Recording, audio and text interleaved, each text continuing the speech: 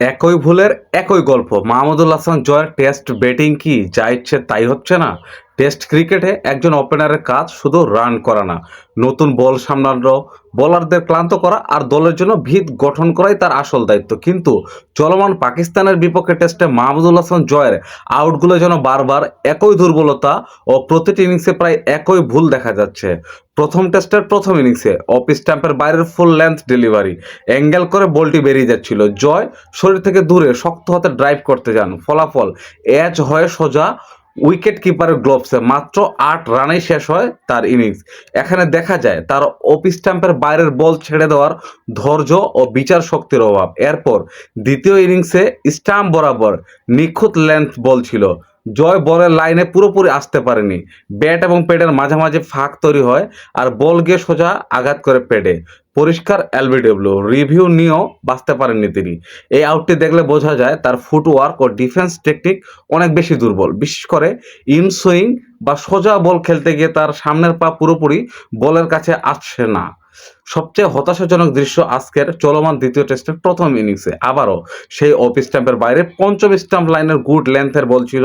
একজন set test opener হয়তো এই বল সহজেই ছেড়ে দিতেন, কিন্তু জয় আবারও খোঁচা দিলেন, তাও শরীর থেকে দূরে এবং শক্ত হাতে। বাইরে এজ হয়ে যাওয়া বলটি সোজা সেকেন্ড স্লিপে চলে যায়, 0 রানে ফিরে যেতে হয় তাকে।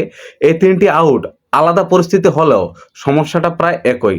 অফ স্টাম্পের বাইরের বলে তার দুর্বলতা, শরীর থেকে দূরে ব্যাট চালানো, সফট হ্যান্ডের বদলে হার্ড হ্যান্ড ব্যবহার করা, তার নতুন বলে অতিরিক্ত শট খেলার প্রবণতা। আন্তর্জাতিক টেস্ট ক্রিকেটে ওপেনারদের সবচেয়ে বড় গুণ হলো লিভ জাজমেন্ট, অর্থাৎ কোন বল আপনি খেলবেন আর কোন বল আপনি ছেড়ে দিবেন সেটা বোঝাপড়া করা। আর এখানে বারবার পিছিয়ে পড়েছে আমাদের জয়।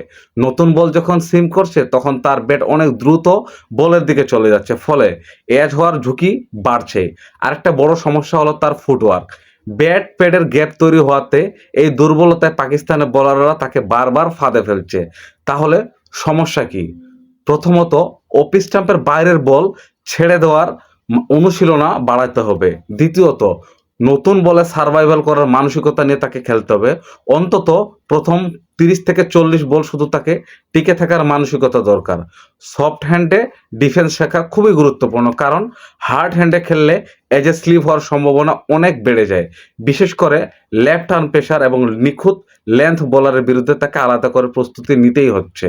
মনে রাখতে হবে টেস্ট ক্রিকেট শুধু প্রতিভার খেলা না, এটা ধৈর্য, শৃঙ্খলা, টেকনিক ও মানসিক দৃঢ়তার খেলা। আর এই সিরিজে মাহমুদুল হাসান জয়ের ব্যাটিং যেন যা ইচ্ছে তাই হচ্ছে।